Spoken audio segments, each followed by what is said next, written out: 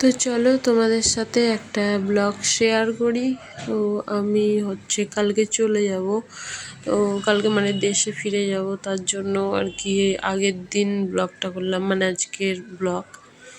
তো কালকে দেশে ফিরে যাব, রাতে ট্রেন আছে। তো দেখো, তার জন্য আজকে সকাল থেকে আর কি আমি ব্লগটা শুরু করেছিলাম যে এখানে আমি সারাদিন আর কি আমার রুটিন কি, মানে সারাদিনের কাজটা, সারাদিন আমি কি কি করি না করি, তা সেগুলোই আমি আর কি আজকের ব্লগে দিচ্ছি।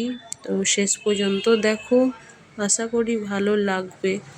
যদি ভালো লাগে সাবস্ক্রাইব করে পাশে থাকবে। দেখো, আমি বাজারে গিয়েছিলাম, বাজারে গিয়ে মটরশুঁটিগুলো কিনে নিয়ে এলাম। এসে রান্না চাপিয়েছিলাম। আগে ভাতটা হয়ে গিয়েছিলো সকালবেলায়, আমার হাজব্যান্ডের জন্য সকালে রান্না করে দিতে হয়, তার জন্য ওকে আমি রান্না করে দিয়েছিলাম আগেই। আর তারপর আমি বাকি রান্নাটা করেছিলাম। তো এখানে দেখো আমি একে একে সব করে নিচ্ছি। আর এখানে যখন রান্নাবান্না করছিলাম, সারাদিন রান্নাবান্না করছিলাম, কাচাকুচি করছিলাম, তখন আমার অতটা মন খারাপ লাগেনি। এরপর সারাদিন এবার যত দিনটা কেটে যাচ্ছে, এবার কালকের দিনটাও তাড়াতাড়ি কেটে যাচ্ছে, তার জন্য এবার মনটা আস্তে আস্তে খারাপ লাগছে। কারণ দিদিদের সাথে এখানে সবারই সাথে থাকতাম, তার জন্য মনটা একটু বেশি খারাপ হচ্ছে। তারপর বাচ্চাগুলোর সাথে ভিডিও করতাম।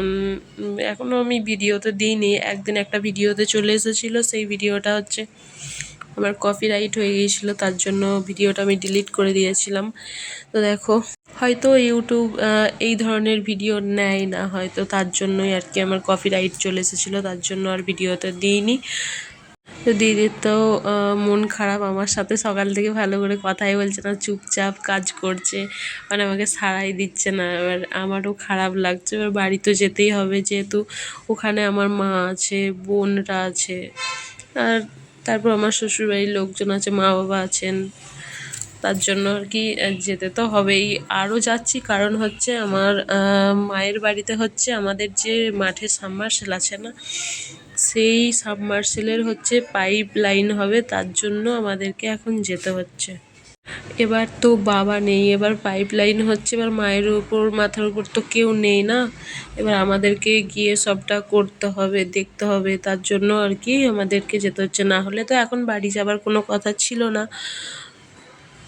আমারও অনেক দিন থেকে মনটা খারাপ হচ্ছিল মায়ের জন্য। তো ফাইনালি বাড়ি যেতে পারবো। আমার মায়ের জন্য মন খারাপ হচ্ছিল, তারপর আমার মাঝে মাঝে শরীরটাও খারাপ হয়ে পড়ছিল। আস্তে আস্তে আমার বাড়ি যাওয়ার মানে প্রয়োজন পড়ছিল। অনেকদিন মাকে দেখিনি। আর বিয়ের পর এই প্রথমবার মানে আমাদের বাড়িতে যাব, মানে আমার মায়ের বাড়িতে বিয়ের পর প্রথম যাব। বিয়ের পর থেকে একবারও মায়ের বাড়ি যাইনি, এই বাইরে চলে এসেছি, তার জন্য আর যাওয়াও হয়নি। একবার গিয়েছিলাম, তখন আমি যে কাজটা করতাম পঞ্চায়েতে, তখন আমি একবার গিয়েছিলাম, মায়ের সাথে গিয়ে আমি দেখা করে এসেছি। তারপর থেকে তো ওর সাথে তো যাওয়া হয়নি একবারও। এবার যাব প্রথমবার মায়ের বাড়ি। এবার আমার মজাও হচ্ছে, আর কি বলবো।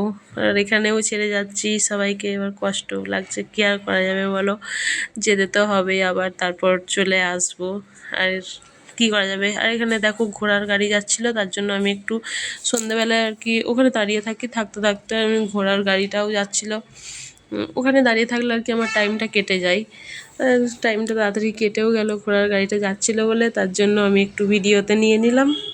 আর তারপর দেখো, রুমেতে এসে আমি সন্ধে দিচ্ছিলাম, যে ঠাকুরগুলোকে সন্ধে দেওয়ার জন্য আমি এলাম। সন্ধে দিয়ে এরপর সব কিছু গুছিয়ে নেব।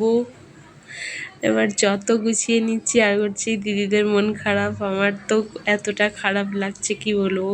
কি আর করা যাবে, যেতে তো হবে বাড়ি, তাই না? তো মন খারাপ হলেও কিছু করার নাই। এখানে যেমন দিদিদের সাথে মিশে ওদেরও মন খারাপ হচ্ছে, এবার আমার তো গ্রামেতেও এবার মা আছে না, এবার তো আমার মায়েরও মনটা খারাপ হচ্ছে যে আমার মেয়েকে দেখবো, ওরাও আশা করে আছে। এবার আমারও মন খারাপ হচ্ছে মায়ের জন্য। আমি তো ছিলাম তোমাদের সাথে অনেক দিন, তাই না? এবার তো মায়ের কাছেও আমাকে যেতে হবে।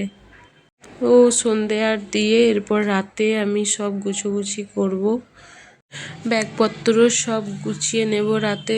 আমার ভিডিও যদি ভালো লাগে সাবস্ক্রাইব করে পাশে থেকো। আজকের মতো এখানেই শেষ করলাম ব্লগটা, টাটা।